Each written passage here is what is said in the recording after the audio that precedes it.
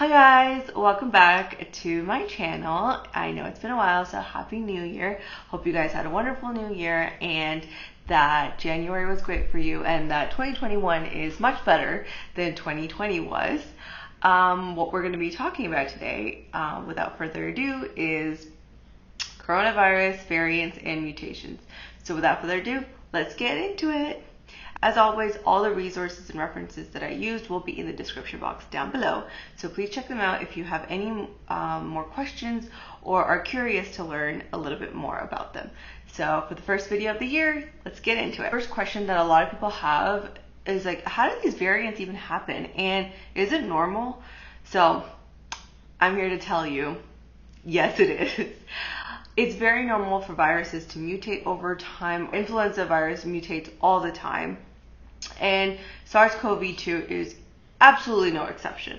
So that's where these mutations are. They're absolutely normal. And there's 4 ways that you can have mutations and variants occur. 1 could be just natural variation. 2 can be a replication error. 3 could be if the virus goes into another species and then infects a human again. That's another variant. And then 4, immune pressure.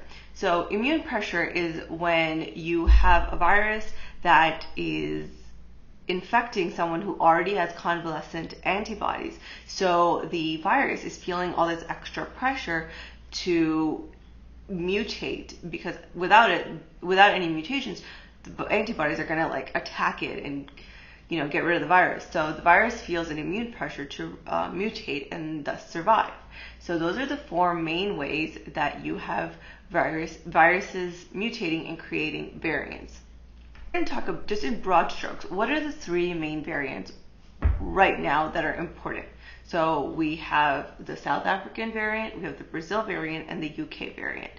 I'm going to be referring to them as these variants because they have formal numbers, and it just feels like an episode of Star Trek if I start talking about like just their numerical identifiers. So let's just leave it to something a little bit easier to remember. So the UK variant has 23 mutations, okay?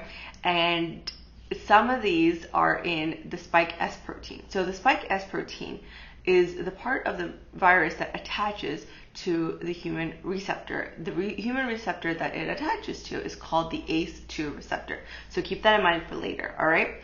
So this variant is thought to include the N501Y mutation. So I know that sounds kind of like, what is she talking about? But there's only 2 of those mutations that I'm going to reference, and these are really important. The South African variant also has some mutations in the S protein, and these mutations are thought to include the one that I mentioned before, which was the N501Y mutation. But it also includes the E484K mutation.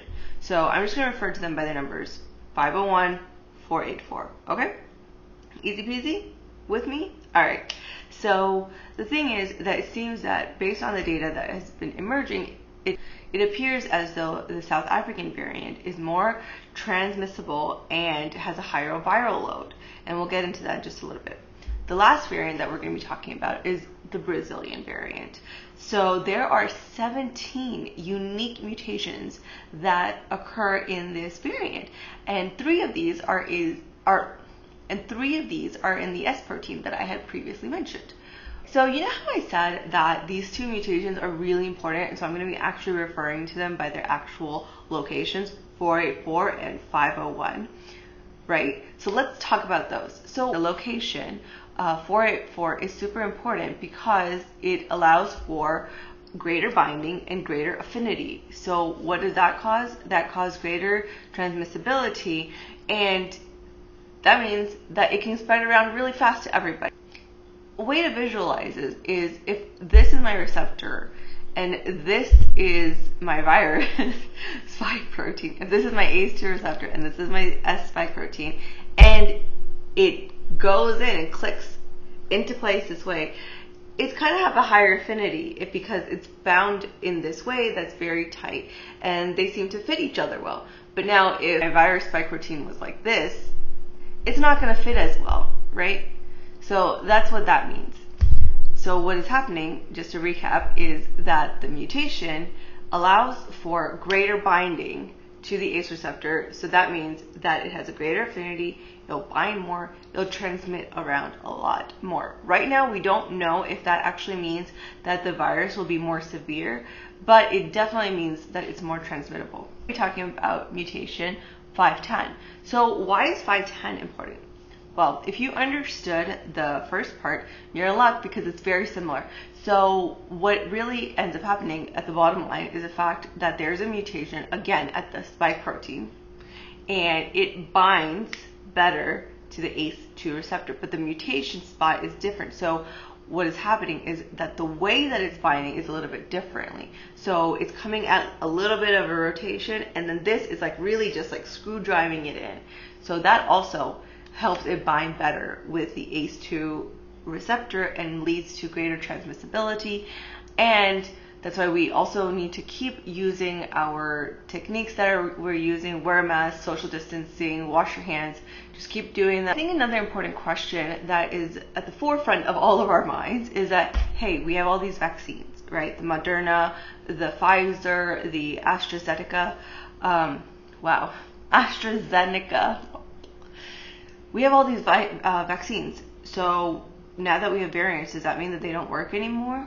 Well, right now, according to the British Medical Journal, aka BMJ, what they're saying is that it still will work. They just don't know if there's going to be a decreased amount of protection. Could the virus mutate and escape the vaccine? Well, the thing is that we don't know yet. So we still have to do a little bit more research to figure out exactly what's going on, because we just don't know right now. So, Andrew Pollard, who is the leader of the Oxford vaccine trials, in an interview with BMJ just to talk about exactly that. So what he said was that the crucial period will be when there are tons of people that are vaccinated, okay? So having so many people get vaccinated will put the virus at an increased amount of pressure. So the virus will have a lot of pressure because all these people are vaccinated. So the virus has to either mutate, adapt, and survive and evolve, or it's going to get eradicated, in a very general, loose, simplified way of speaking. So what we have to do is we have to continue to monitor the vaccine in the year ahead to make sure that the virus does not mutate and escape, and make sure that things are still working.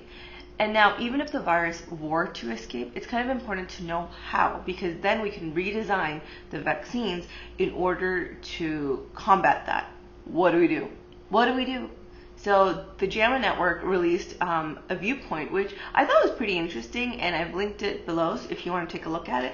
So they said that there are 6 steps that are necessary. Okay, so the first one is, if someone comes in that has already been vaccinated and they get COVID again, what they need to do is immediately isolate and characterize this virus, because it was their mutation. Why were they COVID positive and admitted to a hospital when they were already vaccinated? So that's number one thing. Number 2 is that the US needs to come up with an active sequencing and surveillance system to identify these variants super quickly. Our neighbors in the UK have a great monitoring system, and we should take some inspiration from that. So the third thing that we could do is create a central storage of serum samples of people that have already been vaccinated. What you could do is test that variant against the serum of vaccinated individuals to see if the vaccinated individuals will still have the protection necessary against this new variant. So that's the third thing. Fourth thing, we need to stop global spread, especially the Brazilian one and the 501, because once that's gone, it just shoots like wildfire. There's an increased transmissibility.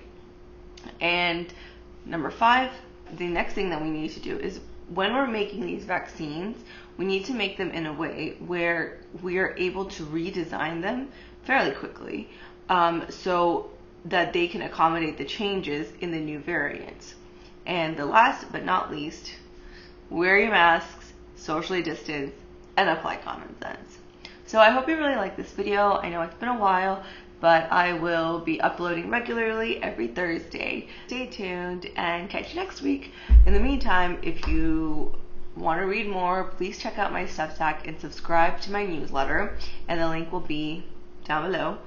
My Twitter, Instagram, everybody, you can follow me, and see you next time.